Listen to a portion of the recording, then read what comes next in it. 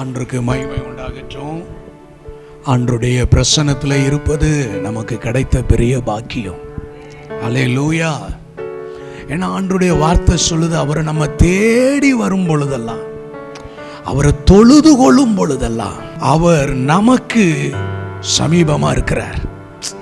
இந்த உலகத்திலேயே பாருங்க, தெய்வத்தை இவ்வளவு சமீபமா பெற்ற ஜனம் எதுன்னு சொல்லி ஆண்டவருடைய வார்த்தை சொல்லுது.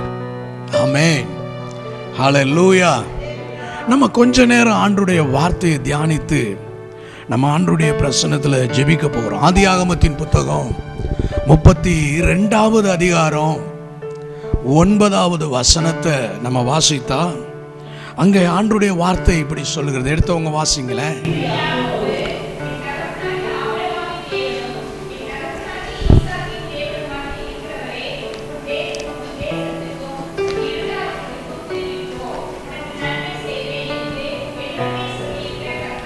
ஒரு ஆமென் சொல்லுங்களேன். அல்லேலூயா. முற்பிதாக்களின் 3வது தகப்பனாகிய யாக்கோப்பு ஆண்டவர்கிட்ட ஜெபிக்கிறார். அவருக்கு லைஃப்ல இப்போ ஒரு பிரச்சனை. என்னது? லைஃப்ல ஒரு பிரச்சனை. 20 வருஷத்துக்கு அப்புறம் இவர் விரும்பல. ஆண்டவர் சொன்னார்.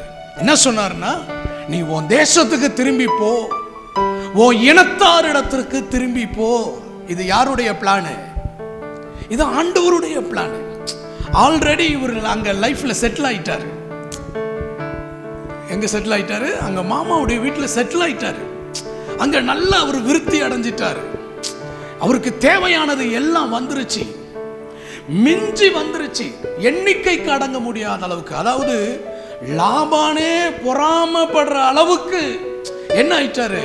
அவர் நல்ல ஒரு growth ஆயிட்டாரு, நல்லா பெருகிட்டாரு, விருத்தி அடைஞ்சிட்டாரு. அப்ப ஆண்டவர் வந்து சொல்றாரு. என்னன்னு சொல்றாருன்னா, யாக்கோப்பு, நீ இங்கேருந்து புறப்பட்டு நீ எங்க போ? உன் தேசத்துக்கு போ, உன் இனத்தாரிடத்திற்கு போ. நீ அங்க போ, நான் உனக்கு அங்க நன்மை செய்வேன். அப்ப இது வந்து யாருடைய பிளான்னா, யாக்கோப்புடைய பிளான் கிடையாது, இது ஆண்டவருடைய பிளான். ஆமென் சொல்லுங்க. அல்லேலூயா. அப்ப அவரு ஆண்டவருடைய பிளான் படி, ஆண்டவருடைய திட்டத்தின்படி அவர் ஆண்டவருடைய வார்த்தைக்கு கீழ்ப்படிஞ்சு தன்னுடைய சொந்த தேசத்துக்கு போறாரு. அப்படி அவர் சொந்த தேசத்துக்கு போகும்போதுதான் அவர் அங்க ஒரு இக்கட்டை சந்திக்கிறார், ஒரு இடுக்கனை சந்திக்கிறார், ஒரு நெருக்கத்தை சந்திக்கிறார், ஒரு பயத்தை சந்திக்கிறார். தன் சகோதரனாகிய யாக்கோப்பு வந்து இத்தனை வருஷ காலம் தான் சம்பாதித்ததை எல்லாம் அவர் முறியடிச்சு போடுவார்னு அவர் பயப்படுறாரு. அப்படி பயப்படும் போதுதான் அவர் என்ன பண்றாரு? ஆண்டவரை நோக்கி ஜெபம் பண்றாரு. ஆமென் சொல்லுங்க. நான் இப்ப என்ன சொல்றேன்னா, எப்பெல்லாம் நம்ம வாழ்க்கையில பயம் வருதோ அப்பெல்லாம் நம்ம ஆண்டவரை நோக்கி ஜெபிக்கணும். நல்லா சொல்லுங்க. ஆமென். அல்லேலூயா. பக்கத்தில் இருக்கவங்களை பார்த்து சொல்லுங்க, எப்பெல்லாம் உங்களுக்கு லைஃப்ல ஒரு பயம் வருதோ, எப்பெல்லாம் ஒரு த்ரில்லிங்கான அனுபவம் உங்க வாழ்க்கையில வருதோ, எப்பெல்லாம் ஒரு சேலஞ்சை நீங்க சந்திக்கிறீங்களோ, எப்பெல்லாம் ஜோலி முடிஞ்சு போகுதுன்ற ஒரு சூழ்நிலை வருதோ, அப்பெல்லாம் ஜெபிக்கணும். அல்லேலூயா. அல்லேலூயா. அப்ப அவர் ஜெபிக்கிறாரு பாருங்க. அவர் ஜெபிக்கிற அந்த வார்த்தை பாருங்க, அவர் அந்த ஜெபத்தை எப்படி துவங்குறாருன்னா, என் தகப்பனாகிய ஆபிரகாமின் தேவனும் என் தகப்பனாகிய ஈசாக்கின் தேவனும். இவர் எங்கிருந்து தொடங்குறாருன்னா, என்ன கவனிங்க, இவருக்கு இருக்கிற இந்த உறவு எங்கிருந்து வருதுன்னா, இன்னொன்னு இப்படி சொல்லலாம், ஆண்டவர் இந்த குடும்பத்தோடு, இந்த சந்ததியோட 3 தலைமுறையா டிராவல் பண்றார். உங்களுக்கு புரிஞ்சா? ஆண்டவர் பாருங்க, தாத்தாவோட ஆண்டவர் டிராவல் பண்றார், தகப்பனோட ஆண்டவர் டிராவல் பண்றாரு, அடுத்து பிள்ளை பேரனோட ஆண்டவர் டிராவல் பண்றார். 3 தலைமுறை. இந்த 3 தலைமுறையா ஆண்டவர் இந்த சந்ததிக்கு அவர் தேவனா இருக்கிறார். அப்ப அந்த உறவு பாருங்க எப்படி இருக்குன்னு. இந்த உறவினுடைய துவக்கத்தை பார்த்தா ஆபிரகாம் நதிக்கு அப்புறத்துல வேற ஒரு தேவர்களை சேவித்துக் கொண்டிருந்த பொழுது ஆண்டுக்கும் ஆபிரகாமுக்கும் ஆபிரகாமின் குடும்பத்துக்கும் ஆண்டுக்கும் சம்பந்தம் இல்லை. ஆபிரகாமுக்கு 75 வயது ஆகும்போது ஆண்டவர் போய் ஆபிரகாம்கிட்ட பேசி அவனை அழைக்கிறார். என்ன சொல்றாருன்னா, அவர் அந்த சந்திக்கிற அந்த இதை, நீ உன் தேசத்தை விட்டு உன் இனத்தை விட்டு எல்லாத்தையும் விட்டுட்டு நான் உனக்கு காண்பிக்கிற இந்த தேசத்துக்கு போ அப்படின்னு சொல்லி ஆண்டவர் அழைக்கிறார். அங்கத்தான் ஆண்டவருக்கும் ஆபிரகாமுக்கும் ஒரு தெய்வீக சந்திப்பு உண்டாகிறது. ஆமென் சொல்லுங்க. என்ன சொல்றார் ஆண்டவர்? நான் உன்னை ஆசீர்வதிப்பேன். ஆண்டவர் என்ன சொல்றாருன்னா, உன்னை நான் பெருக பண்ணுவேன். உன் நிமித்தம் தான் நான் இந்த சந்ததியை ஆசீர்வதிக்க போறேன். உன் நிமித்தமாக இந்த வம்சத்தை ஆசீர்வதிக்க போறேன். ஆண்டவர் ஒரு அக்ரிமெண்ட் போடுறாரு, ஒரு உடன்படிக்கை பண்றாரு, ஒரு வாக்குத்தத்தத்தை கொடுக்கிறாரு. வா, நான் உன்னை கைட் பண்றேன். என்ன சொல்றாரு? வா, நான் உன்னை கைட் பண்றேன், நான் உன்னை லீட் பண்றேன், நான் உனக்கு போதுமானவராக இருப்பேன், நான் உன்னை சும்மா வைக்க மாட்டேன், உன்னை நான் ஒரு உன்னதமான இடத்துல வைப்பேன், ஒரு உயர்ந்த இடத்துல வைப்பேன். ஆண்டவர் டிராவல் பண்றாரு. அப்படிதான் ஆண்டவர் தெரிஞ்சுக்கிட்டார். வேற ஒரு தெய்வத்தை, வேற ஒரு தேவர்களை சேவித்து கொண்டிருந்த இந்த ஆபிரகாமை ஆண்டவர் தெரிஞ்சிட்டு டிராவல் பண்ணிட்டு வர்றாரு. ஒரு 24 இயர்ஸ் ஆயிடுச்சு. எத்தனை வருஷம் ஆச்சுங்க? 24 வருஷம் ஆச்சு. ஆனா ஆண்டவர் சொன்னது ஒண்ணுமே ஆபிரகாமுடைய வாழ்க்கையில நடக்கல. என்னங்க? ஆண்டவர் சொன்னது போல எதுவுமே ஆபிரகாமுடைய வாழ்க்கையில நடக்கல. ஆண்டவர் வாக்கு பண்ணின எந்த ஒரு காரியமும் இன்னும் ஆபிரகாமுடைய லைஃப்ல நடக்கல. எப்படி இருந்திருக்கும் பாருங்க. இவரை நம்பி எல்லாத்தையும் விட்டுட்டு அங்கேருந்து புறப்பட்டு வந்தா வாக்கு தத்தம் சூப்பர். எப்படி? வானத்து நட்சத்திரம், கடற்கரை மணல், ஆனா எதுவுமே நடக்கல.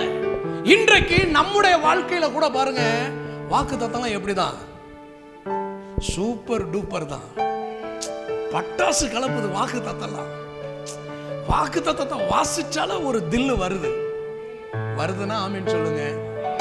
வரலன்னா சொல்லாதீங்க. வாசிச்சா அப்படி சத்தம் எழுப்பி அப்படி உட்கார்ந்த மாதிரி இருக்கு. வாக்கு தத்தத்தை கேட்டோன்னு நம்ம தாண்டா டாப், நமக்கு நிகர் யாருமே இல்லை. ஆனா பிராக்டிக்கலா பார்க்கும்போது பிராக்டிக்கல் எக்ஸாம் எழுதாம, நடைமுறை தேர்வு இல்லாம நம்ம ஆண்டவருடைய ஆசீர்வாதத்தை பெற முடியாது. வாக்கு தத்தத்துக்கு உரியவர்களா மாற முடியாது. ஆமென் சொல்லுங்க. பக்கத்துல இருந்து உங்களை பார்த்து சொல்லுங்க, பிராக்டிக்கல் எக்ஸாம் ரொம்ப முக்கியம். ஒவ்வொரு தேவ மனிதனுக்கும் தேவ மனுஷிக்கும் பிராக்டிக்கலா தான் ஆண்டவர் நடத்துவார், பிராக்டிக்கலா தான் போதிப்பார், பிராக்டிக்கலாகத்தான் மறுரூபப்படுத்துவார், பிராக்டிக்கலாகத்தான் ஆண்டவர் சுபாவத்தை மாற்றுவார், பிராக்டிக்கலாகத்தான் ஆண்டவர் கொண்டு போய் உருவாக்குவார். அவருக்கு தேவைப்பட்டா எரிகிற அக்னி சூளைக்குள்ள கூட போடுவார். ஆமென் சொல்லுங்க. அவருக்கு தேவைப்பட்ட ஒரு காரியத்தை ஒரு நிமிஷத்துல கூட செய்வார். அதே நேரத்தில் அவருக்கு தேவைப்பட்டுச்சுன்னா 24 வருஷம் வரைக்கும் தந்துருவேன் அப்படியே கூட்டிட்டு போறாரு. இந்த 24 வருஷத்துல இவன் சரீரம் செத்து போச்சு. இந்த 24 வருஷத்துல சாராளுடைய கர்ப்பம் செத்து போயிருச்சு. கவனிங்க, நல்ல கவனிங்க. இதுல சாராள் ஒரு பிளான் போடுறா. என்ன தெரியுமா? வயசாயிருச்சு, இனிமேல் என்னால வீடு கட்ட முடியாது, என்னால இந்த சந்ததி ஆசீர்வதிக்க முடியாது, நமக்கு முன்னாடியே பக்கத்திலேயே ஆகார் இருக்கிறா, ஆகாரோட நீ சேர்ந்துரு, ஆகார் நிமித்தம் என் வாழ்க்கை கட்டப்படட்டும், ஆகார் நிமித்தம் தேவனுடைய வாக்குத்தத்தம் நிறைவேற்றும், ஆகாரின் நிமித்தம் தேவனுடைய வாக்குத்தத்தம் உண்டாகட்டும். ஆபிரகாமுக்கு கூட நல்லா தான் தெரிஞ்சு. ஆபிரகாம் அந்த ப்ராஜெக்டை கையில எடுத்துட்டாரு. இப்ப எல்லாம் முடிச்சா ஆண்டவர்கிட்ட போனா ஆண்டவர் சொல்றாரு, இஸ்மவேல்ட்ட என் சந்ததி இல்லப்பா, உன் மனைவி வேணா உன்னை ஏத்துக்கலாம்ப்பா, உன் மனைவி வேணா இந்த வழி ஓகேன்னு சொல்லலாம்ப்பா, உன்னை சுற்றில இருக்கிறவங்க வேணா இது ஓகே, இந்த ப்ராஜெக்ட் ஓகே, இது மூலம்.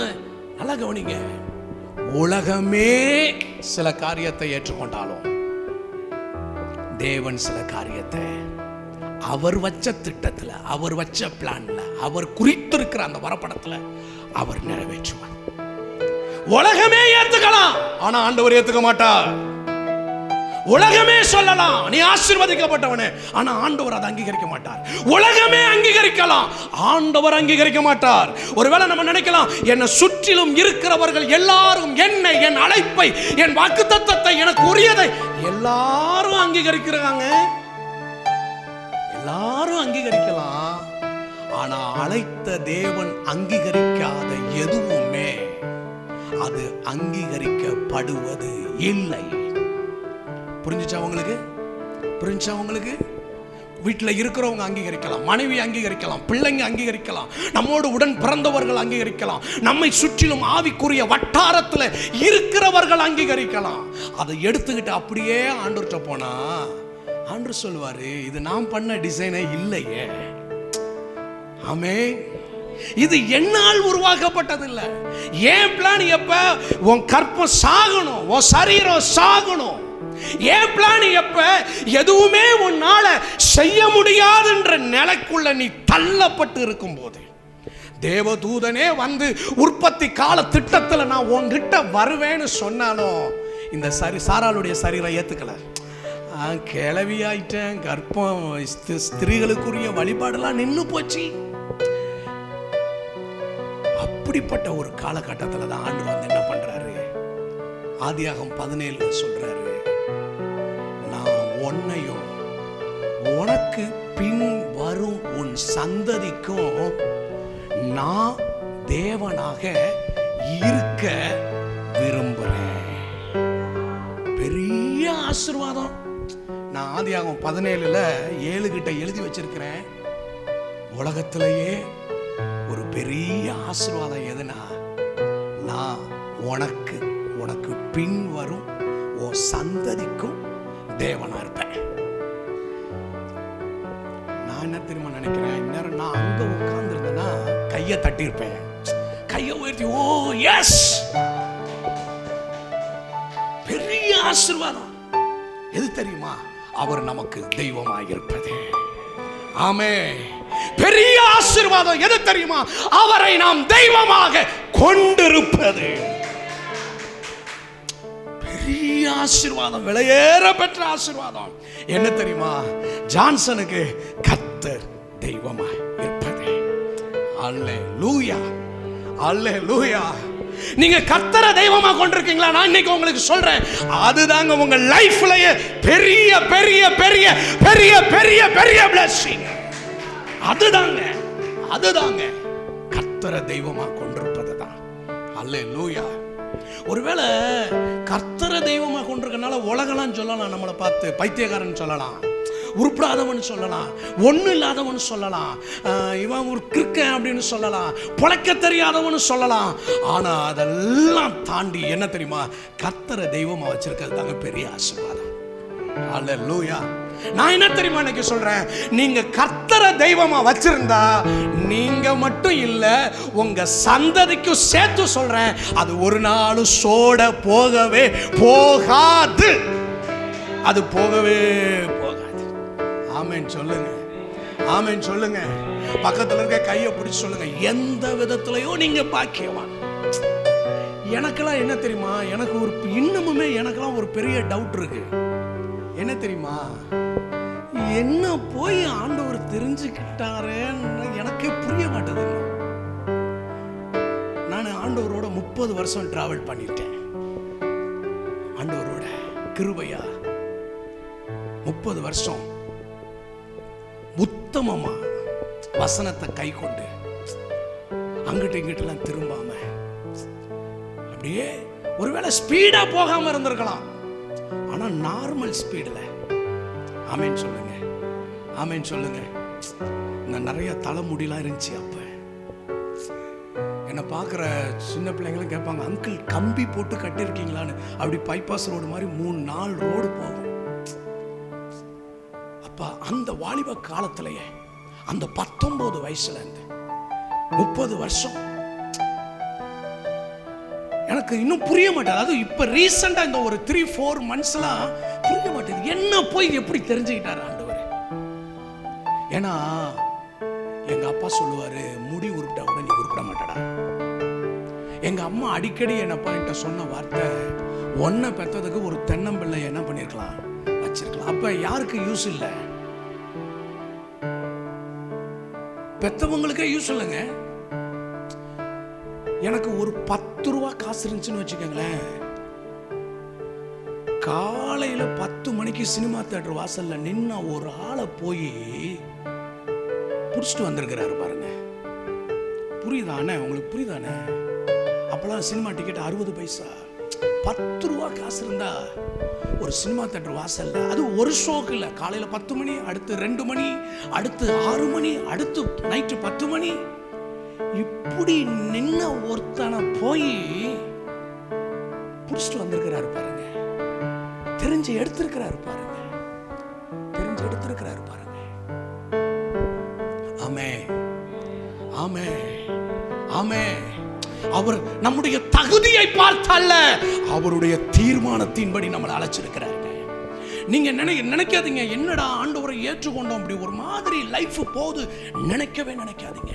என்னடா ஒரே ஏமாற்றமாவே இருக்கு. சொல்லிக்கிற மாதிரிலாம் ஒன்றும் வாழ்க்கையில இல்லை, குடும்பத்துல இல்லை, எதுவுமே இல்லை. எதுவும் இல்லாம நம்ம தான் ஆண்டவர்ன்றோம் அப்படி நினைச்சிடாதீங்க. ஆபிரகாம் வாழ்க்கையில் அது கொஞ்சம் காலம் இருந்துச்சுங்க. ஆனா ஒரு காலம் வரும்போது ஆண்டவர் அந்த ஆபிரகாமோட பிரயாணப்பட்டார். 24 வருஷம் கழிச்சு பிள்ளைய கொடுத்தவர் ஒரு நாள் வந்து கேட்கிறாரு, ஆபிரகாம், உன் ஏக சுதனும் உன்னுடைய நேச குமாரனும் ஆகிய ஈசாக்க கொண்டு வந்து மோரியா தேசத்தினுடைய மலையில நீ என்ன பண்ணிடு. எப்படி இருந்திருக்குங்க, எப்படி இருந்திருக்குங்க. அப்ப இந்த பரிசுத்தவான்களுடைய வாழ்க்கை, தேவனோட பிரயாணப்பட்டவங்க வாழ்க்கை ஒரு கம்ஃபர்ட் ஜோன்ல இல்லைங்க. ஏமாற்றம் இருந்துச்சுங்க, கண்ணீர் இருந்துச்சுங்க, கஷ்டம் இருந்துச்சுங்க, நெருக்கம் இருந்துச்சுங்க, அவமானம் இருந்துச்சுங்க. இதெல்லாம் விட என்ன தெரியுமா, அந்த அபிமெலேக்கு வீட்டாருக்கு இவன் ஜெபம் பண்றான், அங்க எல்லா கற்பமும் திறக்கப்படுதுங்க. இவனுக்கான என்ன ஆகலைங்க. இதை பார்த்தப்ப ஆபிரகாமுக்கு எப்படி இருந்திருக்கும், என்னடா இத்தனை வருஷமா குழந்தை கேட்டுக்கிட்டு இருக்கிறோம், நம்மளே ஒரு ப்ராஜெக்டை உண்டாக்கி நம்ம புத்தியில இஸ்மவேலை கொண்டுட்டு போனாலும் அவர் ஏத்துக்க மாட்டேன்ட்டாரு, இது இல்லைன்ட்டாரு. இப்ப இவன் நம்ம குடும்பத்துக்கு தீமை செய்ய வந்தவன் அபிமெலேக்கு, ஆனா இவன் வேண்டுதல் பண்ணோன்னு அந்த கற்பெல்லாம் திறக்கப்படுது. கொஞ்சம் யோசிச்சு பாருங்களேன். இவன் போற இடத்துலலாம், இவன் ஜெபிக்கிற இடத்துலலாம், இவன் பிரயாணப்படுற இடத்துலலாம் தேவ மகிமை வெளிப்படுது. ஆனா இவன் வாழ்க்கையில என்ன இல்ல, இல்ல, இல்ல. ஆனா பாருங்க, ஏமாற்றம் ஒருவேளை இன்னைக்கு உங்க வாழ்க்கையில இருக்கலாம், நெருக்கம் இருக்கலாம், தனித்து விடப்பட்ட நிலையில இருக்கலாம், சோர்வடைஞ்ச நிலையில இருக்கலாம், ஒரு தள்ளாடுற நிலையில இருக்கலாம். இதெல்லாம் உங்க வாழ்நாள் முழுவதும் கிடையாது. தேவன் உங்களை உருவாக்குகிறதற்கு கொண்டு போகப்படுகிற பாதைகள்.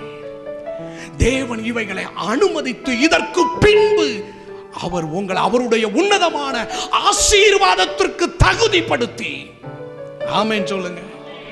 ஆண்டவர் எப்பொழுதுமே நம்மை அவருடைய ஆசீர்வாதத்திற்கு நம்மை ஆயத்தப்படுத்தி அதற்கு பின்பு அவர் நம்ம ஆசீர்வதிப்பார். ஆமென் சொல்லுங்க.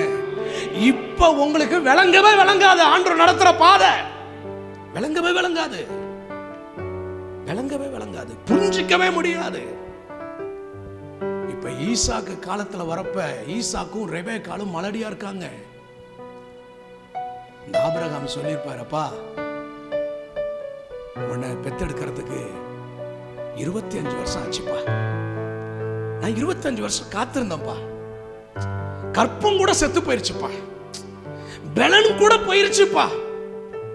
ஆனா இதையெல்லாம் தாண்டின ஒரு காலம் வந்தப்ப என்னை அழைத்து கொண்டு வந்த ஆண்டவர், என்னை தெரிந்து கொண்டு வந்த ஆண்டவர், இது எனக்கு இருந்த எல்லா அனுகூலமும் ஒன்றும் இல்லாம போனதுக்கு பின்பு அவருடைய அற்புதத்தை, அவருடைய ஆசீர்வாதத்தை என் வாழ்க்கையில துவக்கினார்.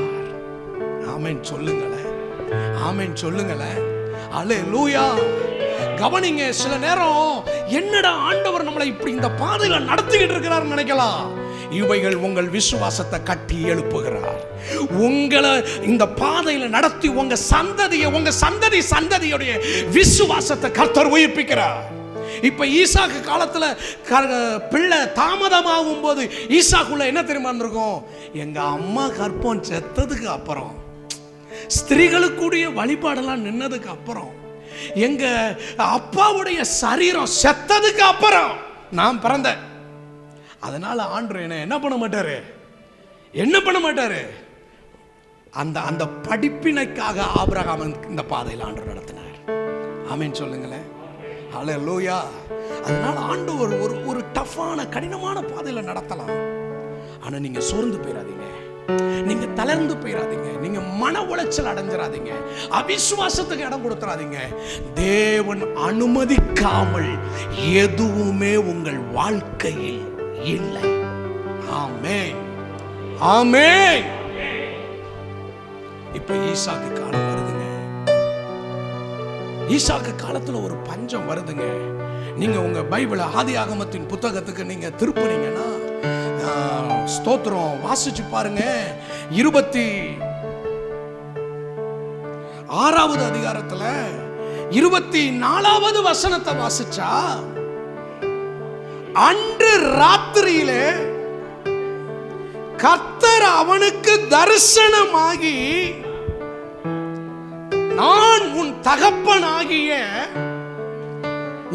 தகப்பனாகிய ஆபிரகாமுடைய தேவன், பயப்படாதே, நான் உன்னோடு கூட இருந்து.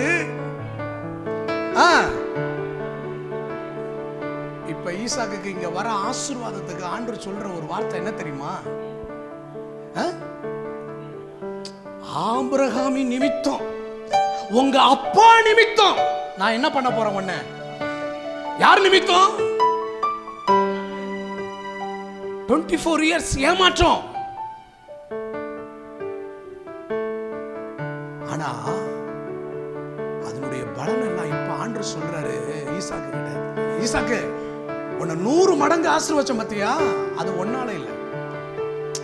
நீ வெட்டுன துறவுலாம் சுரக்கிற நீர் ஊற்று வந்துச்சே, அது ஒன்னால இல்ல. நீ தோண்டுன துறவுல நீர் ஊற்று வந்தப்ப எதிராளி வந்து மண்ணை போட்டு மூடுனாலும் நீ திரும்ப தோண்டும் போது உனக்கு நீர் ஊற்று வந்துச்சே, அது ஒன்னால இல்ல. இப்போ உன் லைஃப்ல உனக்கு ஒரு ரெகவத்தை கொடுத்திருக்கிறனே, அது ஒன்னால இல்ல. அது யாருனாலனா உன் தகப்பனாகிய ஆபிரகாம். இப்ப நான் உன்னை நினைச்சதுக்கு காரணம் என்ன தெரியுமா? உன் தகப்பன். உன்னை ஆசீர்வதிச்சதுக்கு காரணம் என்ன தெரியுமா? இன்னைக்கு உங்களுக்கு கர்த்தருடைய நாமத்துல சொல்றேங்க, ஒருவேளை இந்த ஜெனரேஷன்ல நீங்க கஷ்டப்படலாங்க, ஆனா உங்களுடைய பின் வரும் சந்ததி சொல்லிட்டா ஆண்டவர் சொல்றாரு, ஓ மேல என் ஆவியும் உன் சந்ததியின் மேல் என் ஆசீர்வாதத்தையும். ஆமென் சொல்லுங்க. ஆமென், ஆமென். நான் ஒன்னு சொல்ல விரும்புறேன், நீங்க இப்படியே இருக்க மாட்டீங்க, இப்படியே உங்க வாழ்க்கை முடியாது. ஒரு மகிமையானதை நீங்க பாப்பீங்க, உங்க சந்ததி அதை பார்க்கும். இப்ப நீங்க ஜெபிக்கிற ஜெபம், இப்ப ஆண்டவருக்கு காண்பிக்கிற பக்தி, இப்ப ஆண்டவருக்கு காண்பிக்கிற விசுவாசம், இப்ப ஆண்டவருடைய நாமத்துக்கு நீங்க பாராட்டுகிற இந்த உண்மைலாம் உங்களை கைவிட்டுச்சுன்னு ஒருவேளை நீங்க தோணலாம். ஆனா உங்க பிள்ளைங்க காலத்துல அது உங்க பிள்ளைகளுக்கு கை கொடுத்து அது வந்து நிக்குங்க. ஆமென், ஆமென், ஆமென். ஆண்டவருடைய வார்த்தை சொல்லுது, பரிசுத்தவான்களுக்கு ஊழியம் செய்வதினாலும் செய்து வருகிறதினாலும் அவர் அன்புள்ள பிரயாசத்தை மறந்து விடுகிறதற்கு அவர் அநீதி உள்ளவர் அல்லவே அல்ல. ஒருவேளை இன்னைக்கு நீங்க ஜெபிச்ச ஜெபம் உங்களை கைவிட்டது மாதிரி தெரியுங்க, ஒரு தோற்றம் அப்படி இருக்கலாங்க. ஆனா அது உங்க பிள்ளைங்க காலத்துல, உங்க எதிர்காலத்துல, உங்க சந்ததியின் காலங்கள்ல அங்க வந்து ஆண்டவர் அப்படி நிப்பாருங்க. நின்று இன்னைக்கு ஒருவேளை இன்னைக்கு நிறைய வீட்டில் சொல்றாங்க, அப்பா உனக்கு ஒன்றும் தெரிலப்பா, அம்மா உனக்கு ஒன்றும் தெரில. இன்னொன்று சொல்றாங்க, என்ன தெரியுமா, உங்களை விட நாங்கள் அதிகம் படிச்சிட்டோம், உங்களுக்கு தெரியாததெல்லாம் எங்களுக்கு தெரியுமா, இது இப்படி இல்லை, இப்ப அப்படிதான் இருக்கு, இது இப்படி இல்லை டாடி, இது இப்படின்னு சொல்ற காலம் வந்துருச்சு.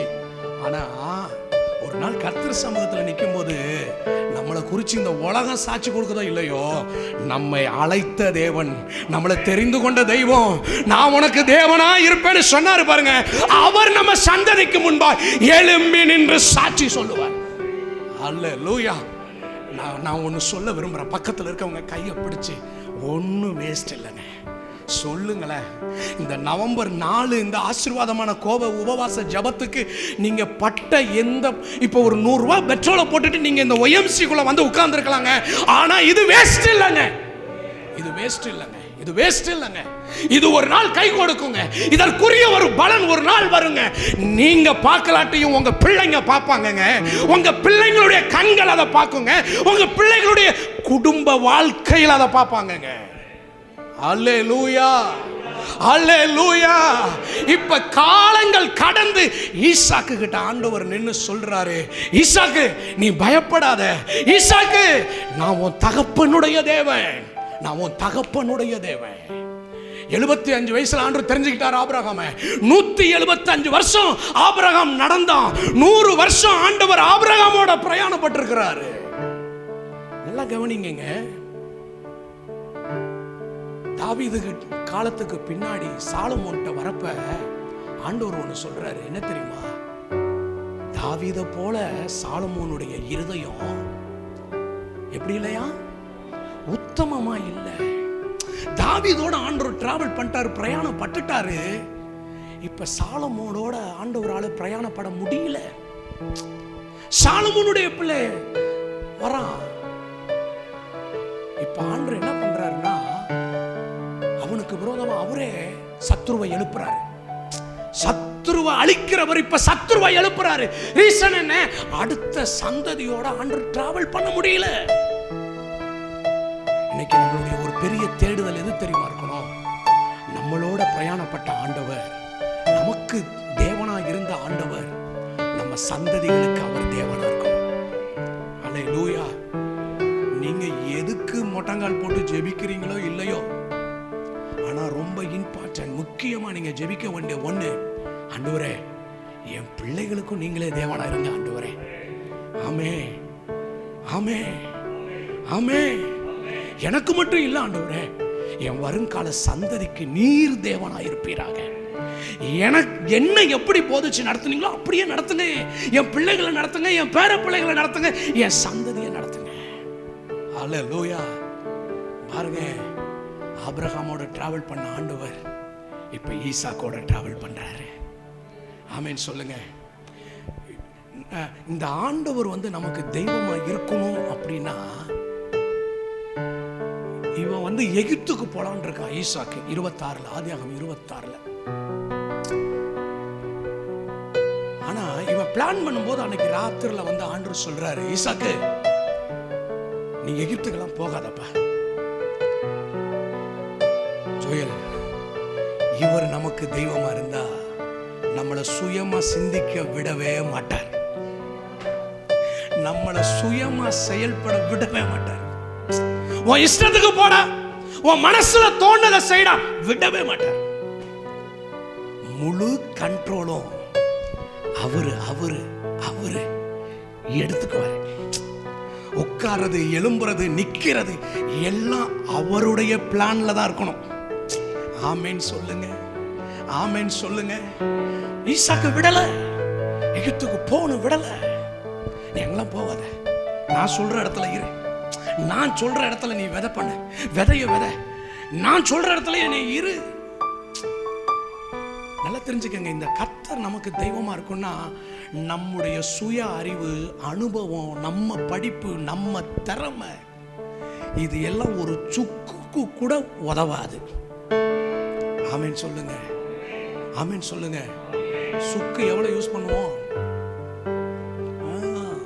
அந்த கொஞ்சத்துக்கு கூட விட மாட்டாரு. அவருடைய ப்ராஜெக்டுக்குள்ள தான் இருக்கணும், அவருடைய மேற்பார்வையில தான் இருக்கணும், அவருடைய ஆளுகைக்குள்ள தான் இருக்கணும், அவருடைய அசைவாடுதலுக்குள்ள தான் இருக்கணும். அப்படி இருந்துட்டா அவர் நம்மளோட பிரயாணப்படுவார், அவர் நமக்கு தெய்வமா இருப்பார். அவர் அப்படி நம்ம இருந்துட்டா அனுகூலமே இல்லாத இடத்துல நம்ம அறிவை பயன்படுத்தி அல்ல, அவருடைய அறிவை பயன்படுத்தி, அவருடைய ஆனந்த ஞானத்தை பயன்படுத்தி இல்லாதவைகளை இருக்கிறது போல அழைத்து நம்மளை சுத்தி இருக்கிற எல்லா கண்ணுக்கும் ஆச்சரியப்படுற மாதிரி. ஈசாக்கு லைஃப்ல அப்படிதாங்க நடந்துச்சு, யாக்கோபு லைஃப்ல அப்படிதாங்க நடந்துச்சு, அப்படிதாங்க நடந்துச்சு, அப்படிதான் நடந்துச்சு. இவரு உங்களோட டிராவல் பண்ணணும்னா, எவரு இந்த ஆண்டவர் உங்களோட டிராவல் பண்ணணும்னா, உங்க சுய அறிவு, சுய புத்தி, நீங்க நினைச்சதெல்லாம் தூக்கி தூர வச்சுட்டு ஆமென் சொல்லுங்க.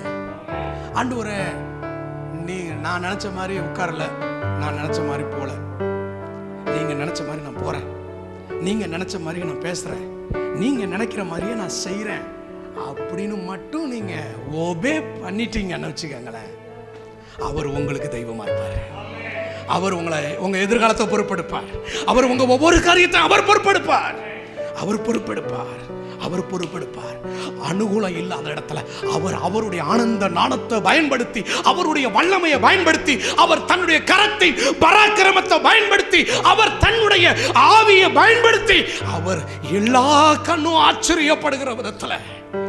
இப்ப பாருங்க, மண்ணை தூத்தவன் ஓடி வரான், எங்களை விட்டு போ, எங்க தேசத்தை விட்டு போ, எங்க ஊரை விட்டு போ, எங்க இடத்தை விட்டு போன்னு சொன்ன அத்தனை பேர் இப்ப ஈசாக்கு கிட்ட வந்து ஒரு ஸ்டேட்மெண்ட் கொடுக்கறான். என்ன தெரியுமா?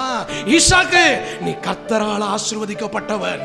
ஈசாக்கு, நிச்சயமாக கர்த்தர் உம்மோடு இருக்கிறார். இப்ப சொல்றான், நாங்க வந்து உங்களை ரொம்ப டிஸ்டர்ப் பண்ணேன், ஆனா இப்ப நீர் எனக்கு டிஸ்டர்ப் பண்ணாம நம்ம ஒரு அக்ரிமெண்ட் போட்டுக்குவோம். எப்படி இது இது இது எப்படி நடந்துச்சுங்க? இவன் அறிவை பயன்படுத்தி இருந்தா இது நடந்திருக்குமா? இவன் அறிவை பயன்படுத்தி இருந்தா நடந்திருக்குமா? நான் உங்களுக்கு சொல்றேன், எனக்கு ஆசை உங்க பக்கத்துல வந்து உங்க கையை பிடிச்சி சொல்லணும்னு. உங்க சுய அறிவை பயன்படுத்தாதீங்க, சுய ஞானத்தை பயன்படுத்தாதீங்க. உங்களுடைய ஒவ்வொரு மூவ்மெண்ட்டும் பரலோக திட்டத்தில் இருக்கட்டும், பரலோக திட்டத்தில் இருக்கட்டும், பரலோக சாட்டில் இருக்கட்டும், பரலோக சாட்டில் இருக்கட்டும், பரலோக சாட்டில் இருக்கட்டும். ஆண்டவர் போட்ட பிளானை நீங்க எடுத்து வச்சுக்கங்க, உங்க பிளானை தூக்கி தூரத்தில் போட்டுருங்க. ஆமென், ஹல்லேலூயா, ஹல்லேலூயா. இப்ப இரண்டாவது சந்ததியோட ஆண்டவர் டிராவல் பண்றாரு, டிராவல் பண்றாரு. இரண்டாவது சந்ததியில டிராவல் பண்ண ஆண்டவர் இப்ப யாக்கோபோட டிராவல் பண்ண ஆரம்பிக்கிறாரு. ஆமென் சொல்லுங்களேன், ஆமென் சொல்லுங்களேன். நல்லா கவனிங்க, இவர் தெய்வமா இருந்தா நம்ம எப்பெல்லாம் முட்டு சந்தில மாட்டிக்கிட்டு முட்டிக்கிட்டு நிக்கிறோமோ அப்பெல்லாம் இவர் வந்து ஹெல்ப் பண்ணுவார். இது ஒண்ணுதான் அடையாளம் இவர் நமக்கு தேவனா இருக்கிறாருன்றதுக்கு. பாருங்க, அபிமெலேக்கு சாராளை கூப்பிட்டு தனியா கூட்டிட்டு போயிட்டான்.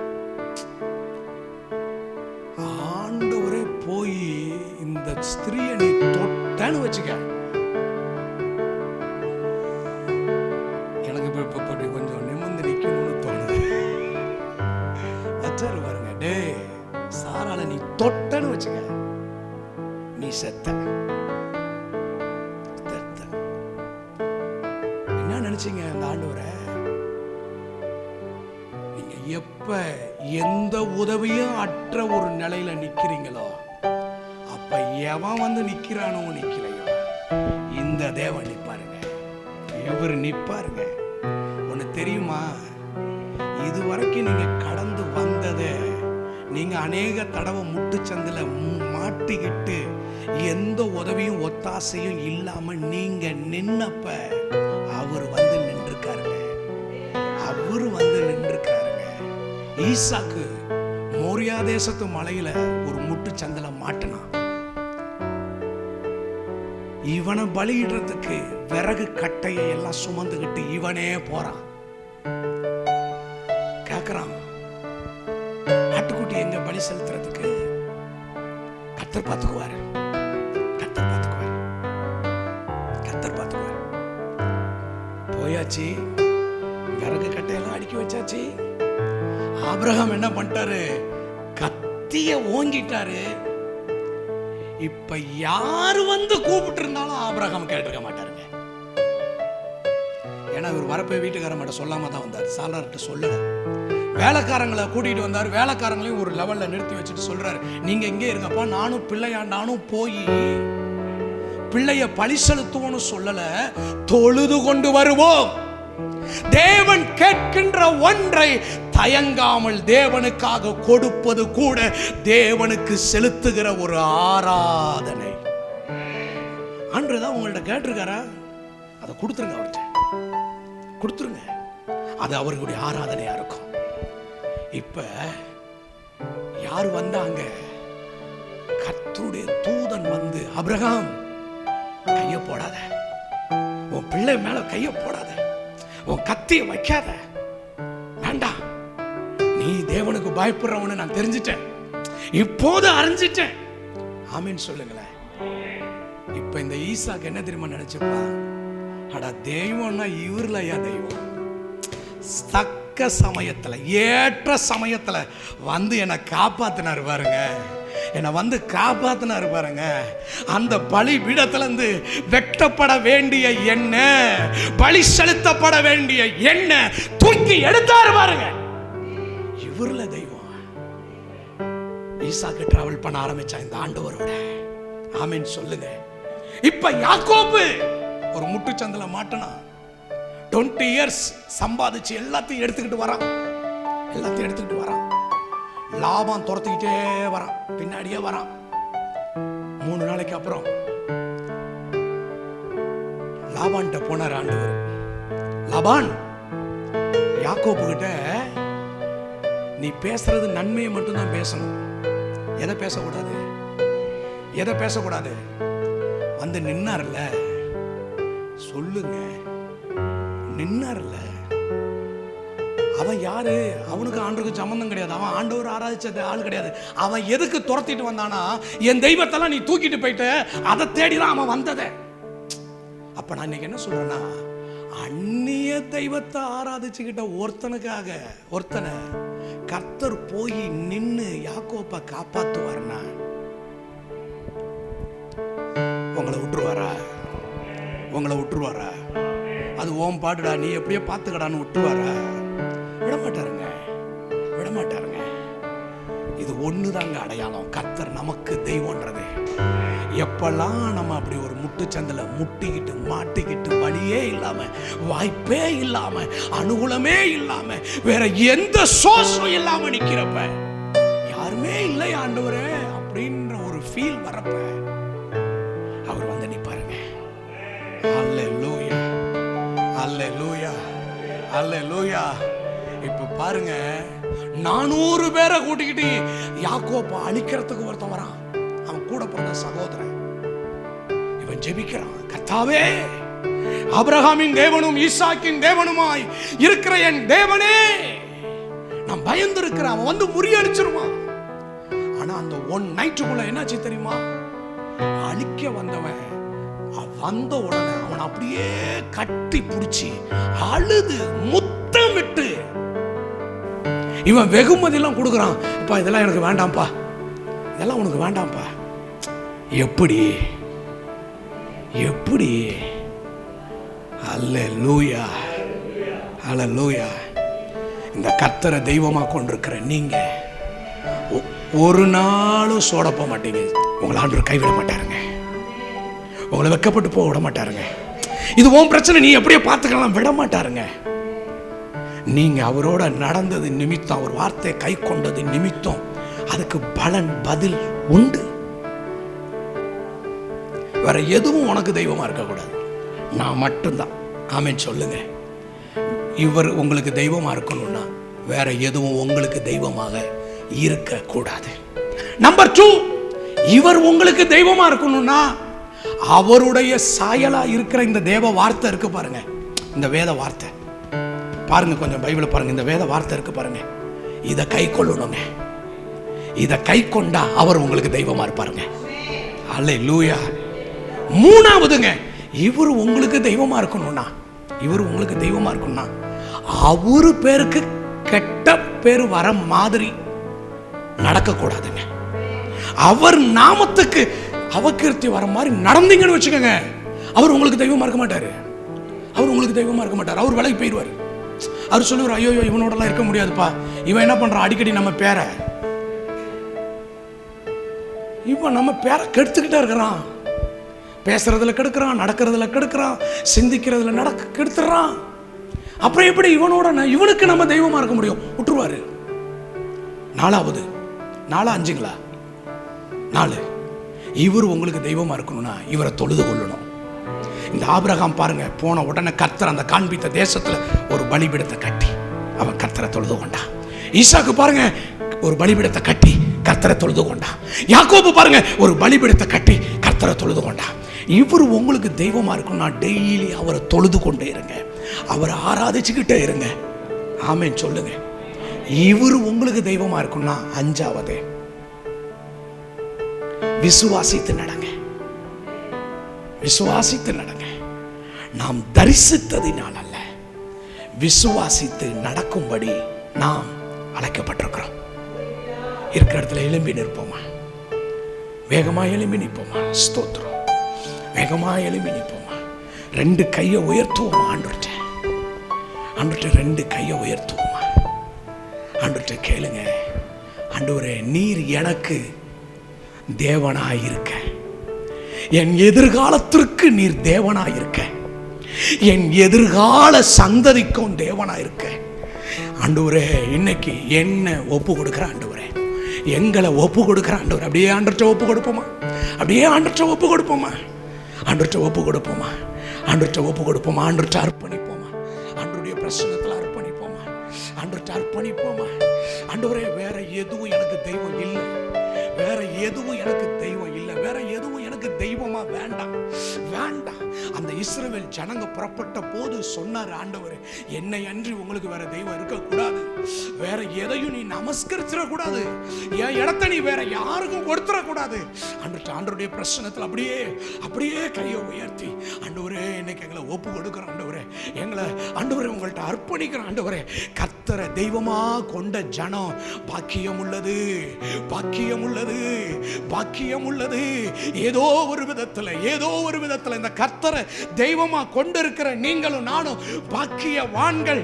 ஆண்டவர்கிட்ட ஒப்பு கொடுங்க. ஆண்டவரே ஒருவேளை என் லைஃப்ல ஏமாற்றம் இருக்கலாம், வாக்குத்தத்தங்கள் வாழ்க்கையா மாறாம இருக்கலாம், ஆனாலும் பரவாயில்ல ஆண்டவரே, நான் டிராவல் பண்ணுவேன் ஆண்டவரே, நான் பிரயாணப்படுவேன் ஆண்டவரே.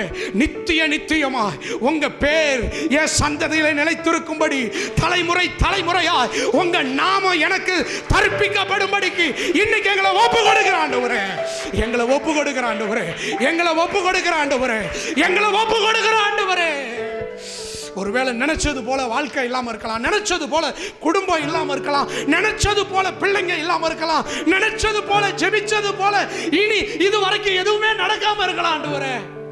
ஆனாலும் இந்த ஏமாற்றம் இருந்தாலும், எல்லாம் எதிர்மாறாக இருந்தாலும், எல்லாம் எதிர்மாறான சிந்தனையா இருந்தாலும், எதிர்மாறான காரியமா இருந்தாலும் சரி ஆண்டவரே, இன்னைக்கு நான் எங்களை ஆண்டவரே, நீர் தான் எனக்கு தெய்வம் ஆண்டவரே, நீர் தான் எங்களுக்கு தெய்வம் ஆண்டவரே.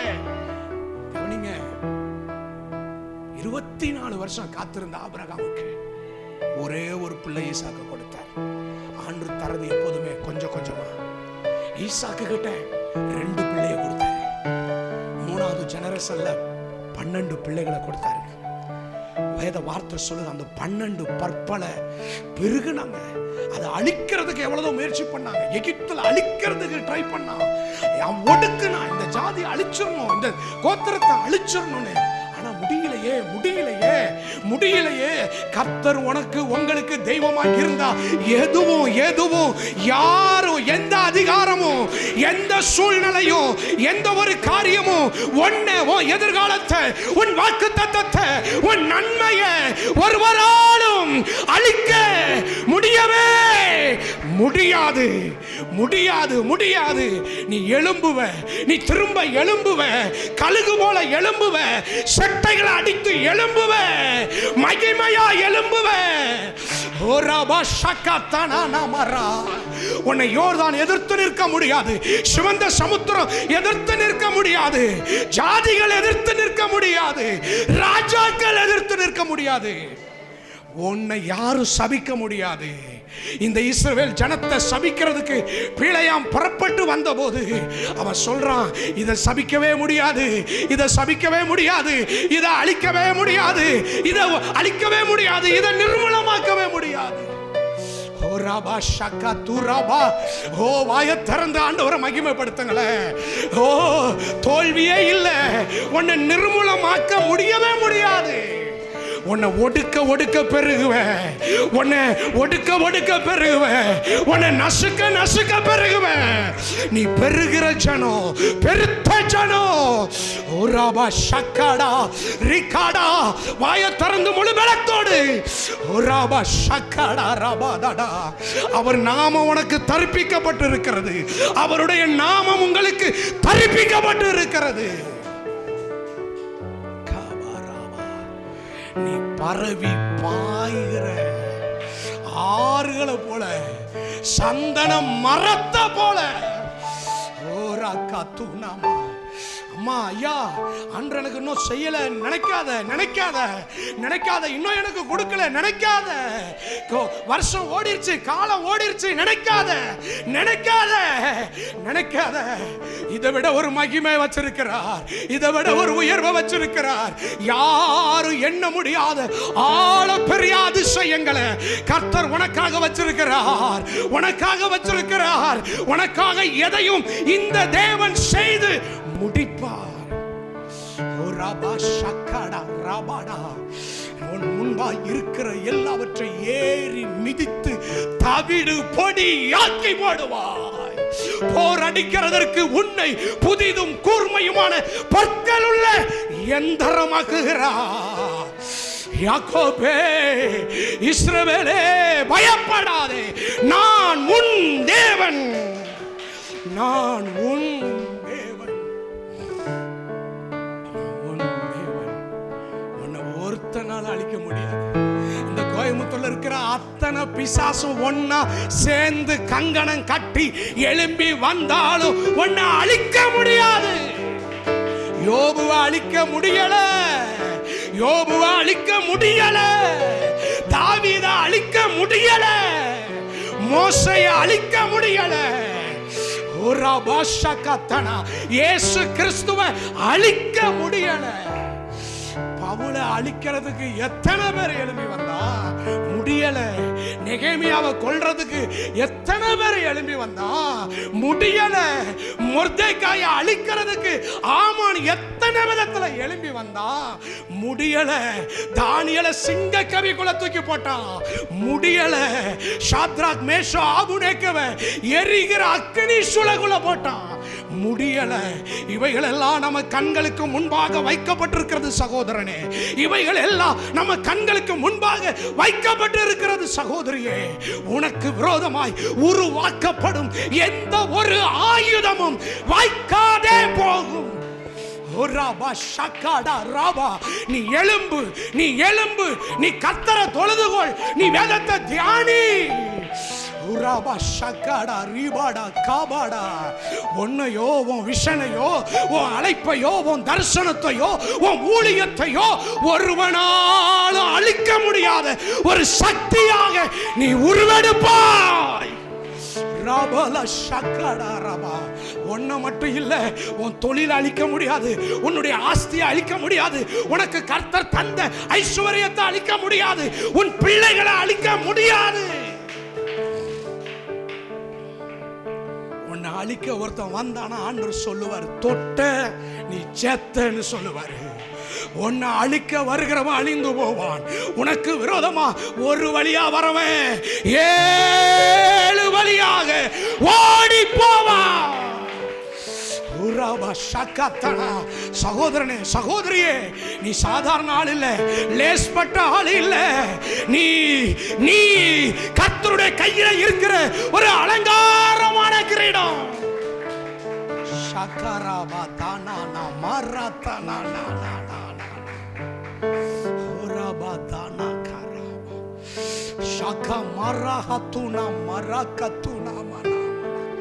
ஒன்ன தொடரவன் அவருடைய கண்மணியை தொடரான். அவருடைய கண்மணியை தொடரான். உனக்கு விரோதமா எழும்புறவன் கர்த்தருக்கு விரோதமா எழும்புறா. உனக்கு விரோதமா பேசுறவன் கர்த்தருக்கு விரோதமா பேசுறா. ஆண்டவரே, இந்த நல் வார்த்தைகள் எல்லாம் உங்க பிள்ளை மேல, உங்க ஆண்டவரே பிள்ளைங்க மேல ஆண்டவரே நிறைவேறட்டும்பா. ஒரு ஆபிரகாம் அவன் சீமானாம் மாறினானே, ஒரு ஈசாக்கு போன இடத்துலலாம் சுரக்கின்ற நீர் ஊற்று. அப்படி எங்க பிள்ளைங்க மேல வரட்டும்பா. யாக்கோபு ஆண்டவரே அவன் மந்தை பெருகிக்கிட்டே இருந்துச்சு. லாபான் எத்தனை தந்திரம் பண்ணாலும் 10 முறை சேலரிய மாத்தினாலும் அவன் மந்தை பெருகிக்கிட்டே இருந்துச்சப்பா. எங்க பிள்ளைங்க மேல, இந்த சகோதரர்கள் மேல, இந்த சகோதரிகள் மேல இன்னைக்கு அந்த தெய்வத்தினுடைய வல்லமை, அந்த தெய்வத்தினுடைய அனுக்கிரகம், ஆள பெரிய தெய்வீக மகிமை வெளிப்படட்டும். ஆண்டவரே கர்த்தர் உங்களோட பேசிக்கிட்டே இருக்கிறாரு. முழு எகிப்துக்கு இருளு, ஆனா இன்னைக்கு கர்த்தர் சொல்றாரு, தேவ ஜனமே உனக்கு வெளிச்சம். எகிப்து முழுவதும் வாத, ஆனா உனக்கு அது அற்புதம். நன்றி ஆண்டவரே, நன்றி ஆண்டவரே, நன்றி ஆண்டவரே. இந்த நன்மைக்கெல்லாம் ஆண்டவரே பாத்திரவானா நாங்க மாற கர்த்தரை தெய்வமா கொள்றோம். நீங்க தான்ப்பா என் தெய்வம், நீங்க தான்ப்பா இந்த ஜான்சனுடைய தெய்வம், இந்த ஜான்சனுடைய சந்ததிக்கு நீங்க தான்ப்பா தெய்வம், நீங்க தான்ப்பா தெய்வம். சத்துருவே சந்தோஷப்படாத, நீ சந்தோஷப்படாத. கர்த்தர் என் இருளை வெளிச்சமாக்குவார், கர்த்தர் என் இருளை வெளிச்சமாக்குவார், கர்த்தர் என் விளக்கை ஏற்றுவார், விளக்கை ஏற்றுவார்.